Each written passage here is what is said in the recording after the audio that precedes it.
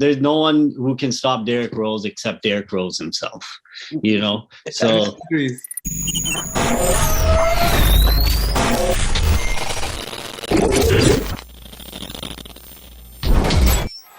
playing in the Garden, having the fans behind us like this, it's tough for teams to play here. I think you're feeling the appreciation from the fans, RJ. Welcome back to the Airborne Podcast. I'm your host, Ajit. That's Big Boy Braz with us. Unfortunately, we don't have Thanos back on the podcast, but we got two OGs on the podcast. We got Farilla Killa Thrilla on the podcast for the first time, and we got Sprinters. We got Mr. Vegas. What's up? What's up, guys? Thanks for having me. For sure. And unfortunately, it comes at a bad time because the Raptors took an L today afternoon.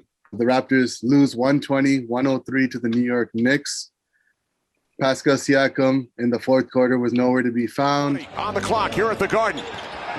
Almost a forced turnover by the Knicks. Siakam rejected by Noel. That's his fourth block. Watch the exquisite timing. Baffling, befuddling Siakam with another rejection.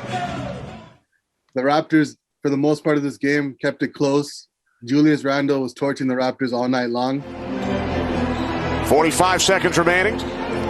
Randle from straightaway three.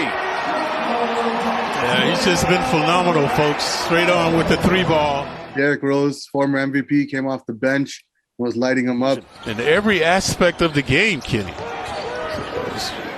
So Derrick Rose with the shot clock winding down. Sprinters his favorite player. And the Raptors bench was nowhere to be found with Chris Boucher out with the MCL sprain.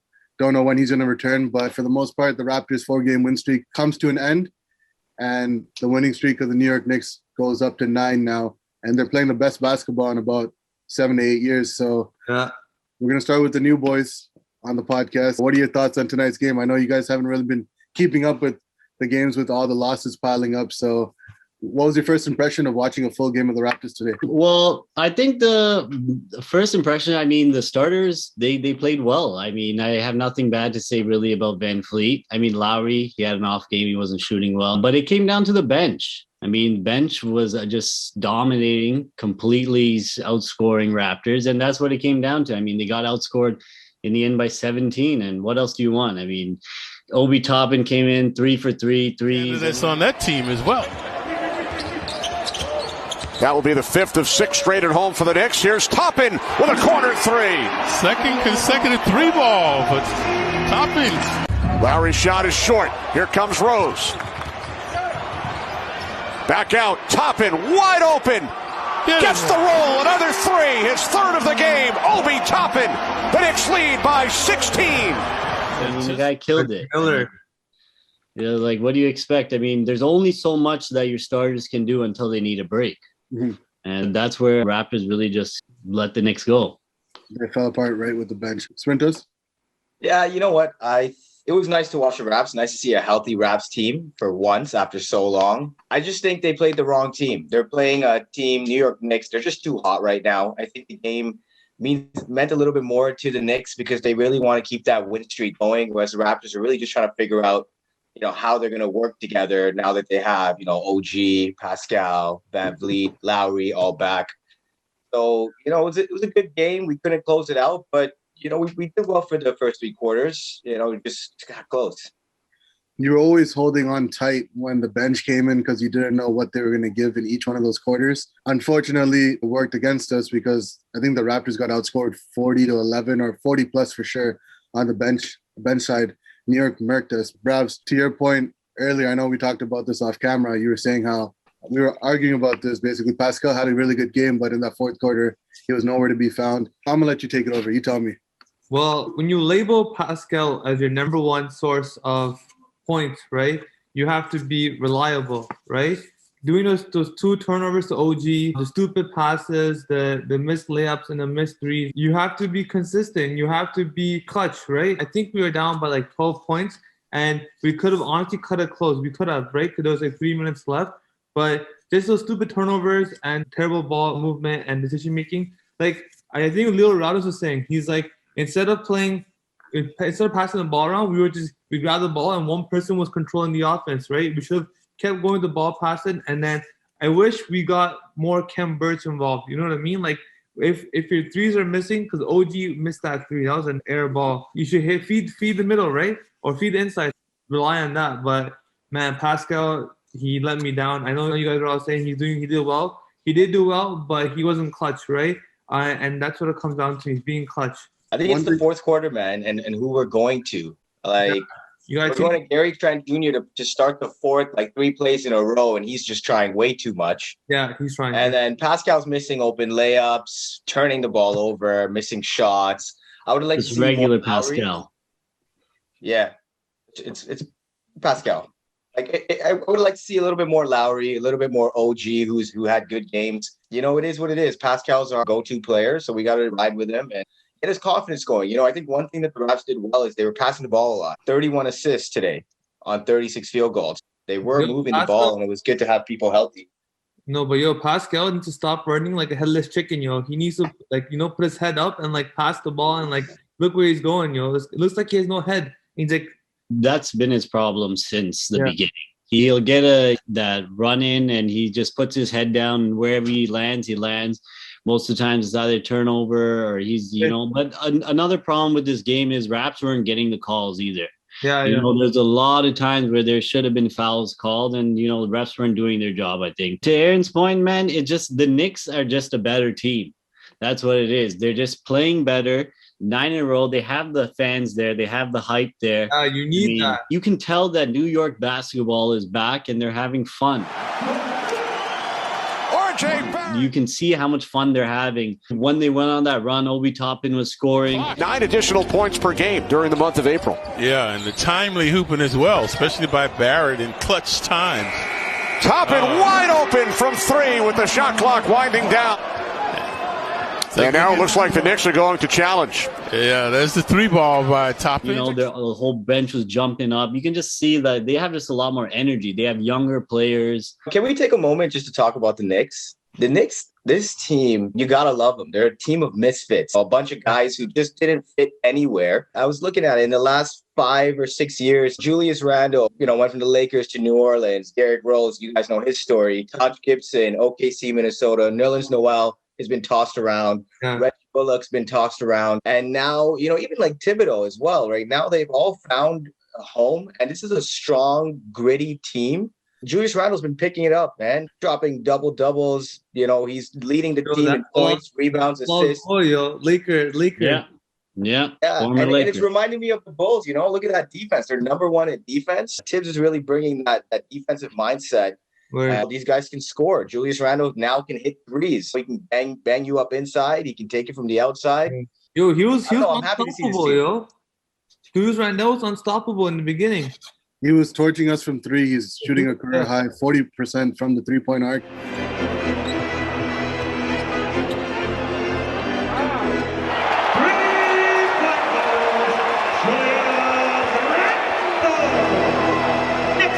One thing I want to say about, the bunch of misfits that finally found their place with the team on the biggest stage in the NBA, the Mecca of basketball, New York City. And when you said tossed around, I was thinking about a bunch of thotties getting tossed around. That's what it looks like.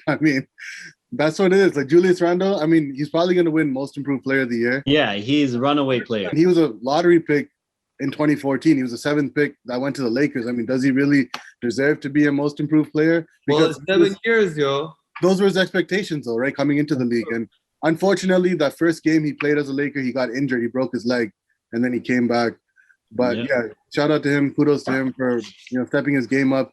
He was a lefty that couldn't shoot, and he's worked on his game. Said Kobe was a big influence behind it, and he's putting the work in, and it's showing on the court now. Who's another lefty that's stepping up? RJ Barrett, RJ Barrett. Yeah. Guy, man, you see, last season, I thought he was gonna be a bust, but he got better. He's developing. He's a tank now. Here's Barrett driving into the paint, double team, banks it in. Tough shot by Barrett, the creativity off. You guys saw some vintage Derrick Rose today. 100%. All right? With 13 of the 28 Knick points. Barrett driving baseline, dishing off to Rose. Shot clock at 1. Rose puts it up and hits. Second time Rose has beat the... 19 points, 7 assists. Well, that's what Derrick Rose does. It was good to see. It was nice to see. I think that Derrick Rose is always going to give you those points. I mean, on any given night, there's no one who can stop Derrick Rose except Derrick Rose himself. You know, so Julius Randle, his shot doesn't look great, but somehow it's still going in. Yeah. The way he's going in with the ball is how Pascal, like once he gets that first step on you, there's no way you're stopping Julius Randle. You're just hoping that everybody else around him isn't scoring, because the way this guy's been on a tear lately, and you can't stop like the way he's looking like Zion Williamson, man. The way he's bodying these guys down low, going to the left, he's getting where he wants when he wants to. He was dominant today, man. You know that Julius Randle was on the Pelicans. Do you think that would have been a good mesh with Zion and him just bullying everyone in the paint? I don't think so. I don't think so. Yeah, I was thinking the same thing. But the fact that Julius could spread the floor like he does now, that's why I was kind of throwing that question out there. The big three for the Raptors, the guys that got the contract this past offseason, they all played well tonight. Yeah. The only flaw in the game was Pascal turning over the ball in the fourth quarter, missing open layups. He did make a couple of clutch plays, but by the time he did that, it was kind of too late. He did make a 3 to cut it to 7, but that was kind of the only play he had in the fourth quarter where we could say it was net positive. The Raptors, they lose.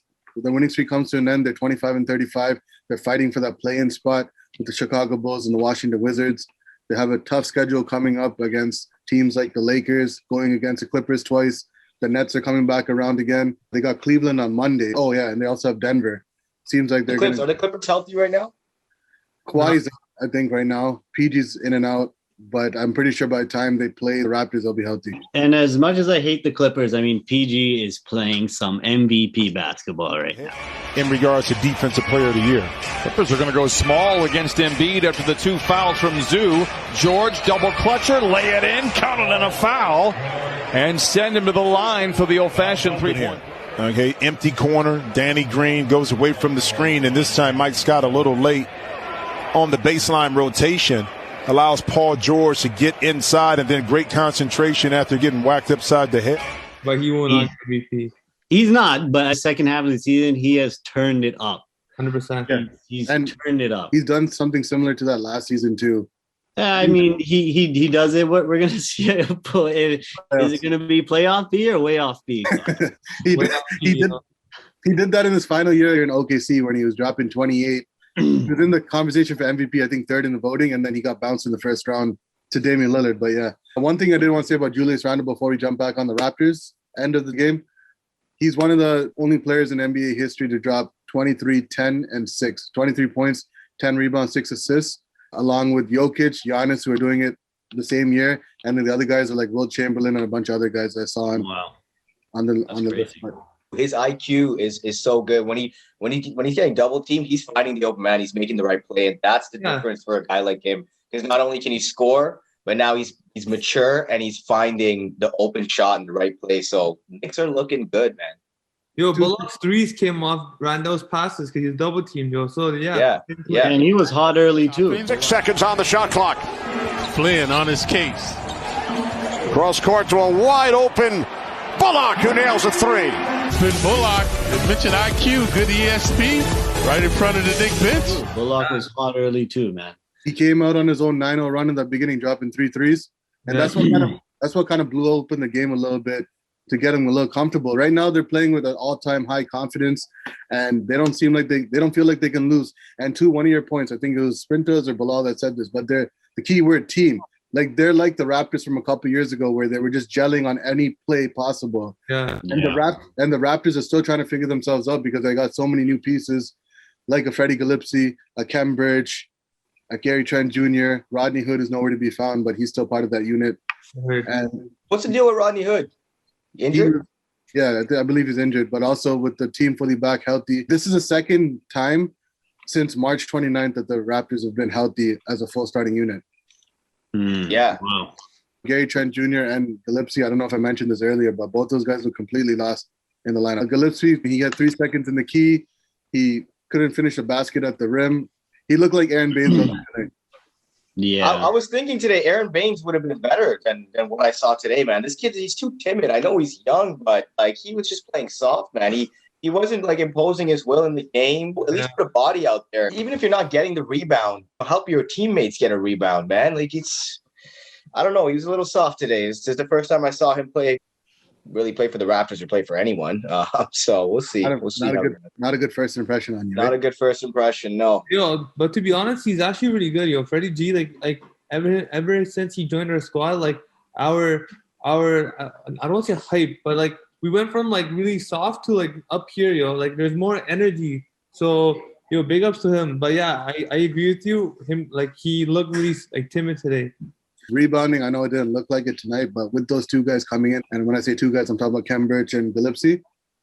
When they both came in, the rebound is definitely improved compared to when Aaron Baines was the only guy, playing the center position for us. But Bravs, you were talking about this off camera. You were saying how you were so happy with him singing to Miley Cyrus. I think that's what put him down tonight. That there's a video going around where they had to do their initiation, him and Malachi Flynn, and they were both nowhere to be found singing Miley Cyrus' song. Yeah, but again, I just don't think that like it's like a lot of teams, they're coming to the Garden right now. They're gonna lose against the Knicks. This is the first time I've seen the Knicks having fun, enjoying that they're on the Knicks, and just winning basketball. And once you're gelling and you're in rhythm, man, there's not a lot of teams that are gonna be able to 100%. stop I agree with you. The crazy thing about this stat, I don't know if you guys knew this, but the last time the New York Knicks made the playoffs was the last time the Raptors didn't make the playoffs. And the last time, and the year they're about to make the playoffs this year, it looks like the Raptors are not going to make the playoffs. So, the Raptors are going to end their 7-year streak. No, man, I don't think so. I think the Raptors are going to figure it out. I think they're going to figure it out. They have all the pieces back. We had OG missing like 18 games, Lowry missing like 18, 20 games. Like that's huge, man. That's a third of the season right there. But so now that we have these guys back, I think we can make a little run here, man. I just think we ran into the wrong team. 4-game win streak. I think most other teams, this would have been a 5-game win streak. But the Knicks are just the Knicks. I honestly genuinely think that if the Raptors can get their full collective group together playing a bunch of games, if we did play the Knicks in a 7-game series, they don't have the playoff experience to take us on. And I think we'd win that. But the thing I want to say is the 7-10 play-in tournament, it consists of the Miami Heat, and I don't think we could beat them, to be quite honest. Definitely, I don't think we can beat them. So how does that work? 7 plays 10 and 8 plays 9? I don't know how it works, to be honest. 7 plays 10, and 7 and 8 both have to win 1, and 9 and 10 both have to win 2. I think that's what happened last year in the bubble, right? Yeah, last year it was just 8th and 9th, right? Yeah, I think so, yeah. Yeah, it was 8th and 9th, Portland and Memphis. Portland beat them. Now it's 2 games. 9th and 10th have to win. 7th and 8th have to win 1. And I think they're both going to be at the 7th and 8th team's home court. So, I mean, the Raptors are just caught in a tough spot right now. Do you try and make this push, or do you I'm saying if it's just to get in the play-in tournament to get bounced out, if it's gonna affect our lottery odds, don't do it. Just fall out. Fuck it. Yeah. We'll see, yo. We'll see. I never want to roll over, man. I don't like that just a tank. I don't really believe in that, man. I think if we can stay in 10, if we can get to 10, then why not? I did want to say one thing since we're talking about bouncing out of the playoffs or staying out of the playoff run to get a high lottery pick. Rest in peace to Terrence Clark. Yeah. Got in a car accident and then passed away succumbed his injuries based on what happened. I'm not sure what exactly happened in detail, but it was a car accident. He ran a red light and got hit by another car. And yeah, he was supposed to be, I think he declared for the draft and then he signed with Clutch Sports and then died a day later, was it? Mm-hmm. And he was a 5-star recruit and was going to be a lottery pick in this year's upcoming draft. So rest in peace to him and condolences to his family. It's a sad thing. 19 years old, bro. Yeah, RIP to him. And I just want to get back to the Raptors stats. The Raptors, for the game, they only shot 43%, 36 of 83 from the field. They allowed the Knicks to shoot 56%, 42 of 75 from the field, bro. 56%. That's ridiculous. And not only did they allow them to shoot 56% from the field, they allowed them to shoot 52% from 3. 16 of 31 from beyond the arc, and the Raptors made 17 threes out of 44 attempts for 39% from beyond the arc. Free throw attempts, the Raptors had 19 for the game, made 14 for 74% from the line. The Knicks were 20 of 24 from the line for 83%. The Knicks out-rebounded the Raptors 44 to 33, so the Raptors were minus 11. Offensive rebounds, the Raptors and Knicks were tied 5 apiece. Assists, the Raptors had I think this might be a game high, or maybe a season high. They had 31 assists today. Yeah, that was huge. Yeah, I think to start the game, they had 9 assists on the first 9 field goals. And so the Raptors had 31 assists. New York Knicks had 20. Raptors are plus 11. Steals, Raptors had 6. Knicks had 4. Raptors were plus 2. Blocks, the Knicks had 4. Raptors had 3. Raptors are minus 1. And turnovers, the Raptors only had 7 turnovers for the game. Knicks had 13. Raptors are plus 6. Points in the paint, the Raptors had 34. Knicks had 42. So the Raptors are minus 8. Second chance points, the Raptors had 5. Knicks had 8. So Raptors are minus 3. Fast break points, the Raptors had 14. Knicks had 6. The Raptors were plus 8. And then points off turnovers, the Raptors had 18. Knicks had only 7. Only 7? Oh. Yeah, the Raptors were plus 11. And the biggest lead for the Knicks, 17. Biggest lead for the Raptors was 5. And then fouls, Raptors had 19 for the game. Knicks had 17. Well, that's what I think. That's what it just goes to show you. Like, these guys had 31 assists and 6 turnovers, somehow lost by 17 points. Yeah, I mean, that's a ridiculous stat. There was a moment in that game where we could have got a bigger lead than we had. I think when we had the 5-point lead, we had opportunities to make it 8 or 10, whatever it was, but we were just too quick with the offense and we just didn't get a good shot. Yeah. And then it translated to go the other way where they cut the lead back to 2 or tied the game, whatever it was. Leading scorer for the game today was Fred VanVleet with 27 points, 5 rebounds, 11 assists, 2 steals in 40 minutes of play, 10 of 20 from the field, 2 of 2 from the free throw line, 5 of 10 from the three-point line. OG Anunoby, this is 3rd straight game with 20-plus points. Jeez. 38 minutes at 27 points, 5 rebounds, 3 assists, 9 of 16 from the field, 3 of 4 from the free throw line, 6 of 11 from 3. I think that might be a season high. 6 3-pointers for the game with 2 steals. And then Pascal Siakam, 40 minutes, 26 points, 7 rebounds, 5 assists, 8 of 19 from the field, 5 of 6 from the free throw line, and 5 of 9 from 3 with 1 steal. So they all shot multiple threes. They all had 5+ threes. I would say I'm not throwing any of these guys under the bus, just to put that out there. I think they all did really well. Without them, we would have probably got blown up by 25, 30 points. Yo, I was going to put Siakam on the bus still. You wanted to put him on? Yeah, I was ready. Sprinters, what do you think? We have this segment. I don't know if you guys have watched our previous videos where we, people that do trash, we throw them under the bus. And we have 3 guys that usually get on that bus. And then we give star player of the game to 1 or 2 people, depending on if we can't come to a decision. Do you feel like Pascal did more negative than positive in this game to deserve to be under the bus? Or do you feel like he deserves a pass? No, I'm going to throw him under the bus, man. Neutral. It was more neutral. He did well, but, he's just got to figure it out in the 4th, man. Like, dude's missing open layups. Yeah. When it matters most, he's turning it over. Raps had what? How many turnovers? You say 7 turnovers? Where 3 of them are Pascal. So. Oh, they're all Pascal. All of them. Yeah. No, I'm joking. I mean, I wouldn't put it past him, man. Like, he's got to be more focused towards the end of the game. And I think 100%. He's just he's forcing it too much, man. Just swing the ball around, He had OG today. Could have, given him a shot there. I believe those 3 turnovers came all in the 4th quarter, if I'm not mistaken. Yeah, exactly. Yeah. Bilal, do you agree with both Sprinters and Bravs? Do you want to? I wouldn't throw him under the bus. One guy I'm throwing under the bus is Kyle Lowry. I don't know what he was doing today. He was just running around, getting his exercise in. Yeah, that's what it was. Just a doctor, Dr. Lowry. Yeah, like he just seemed like he was just like, it's Sunday. I don't really give a shit. I'm just gonna run around a bit. What do you go for? Like 1 for 10 or something? Yeah. What was Lowry's stats today, man? Yeah, like 4 points, 1 for 10. I mean, he didn't look like he wanted to play. You just want to go home and get some pizza pockets, right? Yeah. So, I mean, I'm throwing Kyle Lowry under the bus. But, I mean, other than that, I mean, I wouldn't really give too much blame to Pascal. I mean, we all know what he does in the 4th quarter. I'm agreeing with you on this one, Bills. I think I'm going to throw Kyle Lowry for sure, and I'm throwing the rest of the bench in there. 100%. Yeah, the bench. Yeah, put the bench on that shit. Yeah, so I'm going to give Pascal a pass on this one. Let him, OG, VanVleet get their flowers for the game because they were the only ones that really made this a game. And star player of the game, I'm going to go with either VanVleet or OG. I think I'm going to go with both. I think they both deserved it. They both hit crucial shots when we needed it to stop a run or, help us keep us close in the game. Yeah, I think I think for the second quarter, I mean, Van Fleet really kept the Raps in the game. Like, he was just taking over by himself, and OG was doing well too, but the bench and Kyle Lowry, man. He was feeling himself in that beginning. Remember when he shot 1-3 from a pass and then he pulled up Yeah.